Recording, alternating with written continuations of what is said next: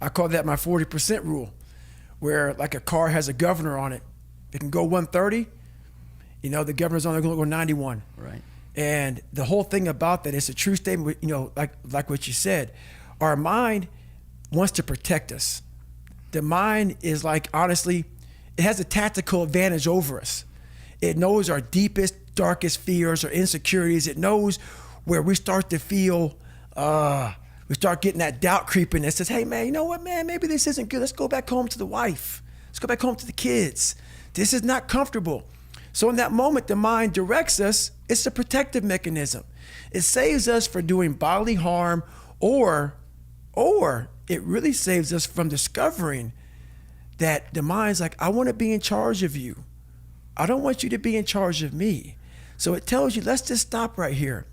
But once you start breaking through that barrier and start breaking down that governor that you've put in your mind, because we forget we are in control of our mind. We believe it's the other way around. No, we put in our minds what we should do, but we believe our mind is telling us, it's giving us all this feedback. We have to reprogram it and tell us, no, we're good. We're good, this sucks, but it's okay. Well, the first big thing is, once again, it goes back to open-mindedness. If you walk into any kind of event, whether it be physical or mental, if you walk in with already putting that block on your mind of, man, this ain't gonna happen. People go, how did you run 135 miles to Death Valley?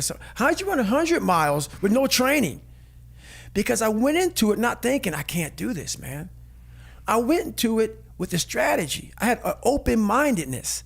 So until your mind is open to the possibilities that I can do this, you would never be able to do it.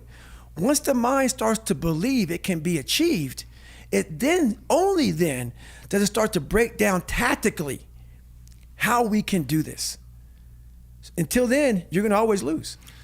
So I take a lot of passion in who I am as a person. As you hear, as this podcast gets going and going and going, what you're gonna do is you're gonna transform me from this guy right now that's kind of chilled out in this room, David Goggins, to Goggins. And I had to invent this person.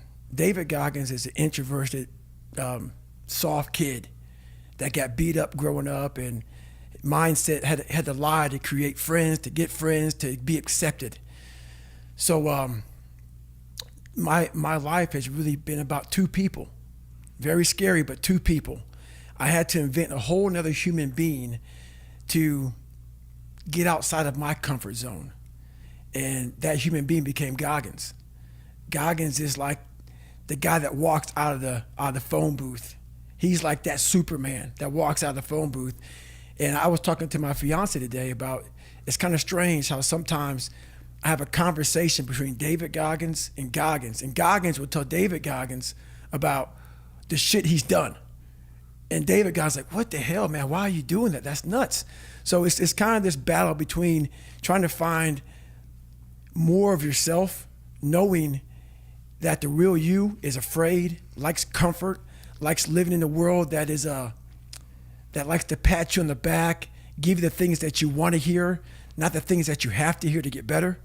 So that's where all this kind of started from. And when people hear this podcast, they're going to hear a lot of things that they're going to want to put a title on me. They're going to definitely want to put a title on me to make themselves feel better. I asked them during this podcast, do not do that. Do not look at what you're going to hear. Put a title on me, because basically what you're doing is you're giving yourself a get out of jail free card. Exactly. That's all you're doing. So all you're doing is saying, this guy was some super freak. He found some super thing in his brain that was locked up. He unleashed it and became this guy. It's a fucking lie. Because every day I wake up, I dread the day. I dread the day of what I'm going to bring on myself to get better. And I'm also good at, if you ever tell me something that I cannot do, I'm going to let you know that I'm doing it.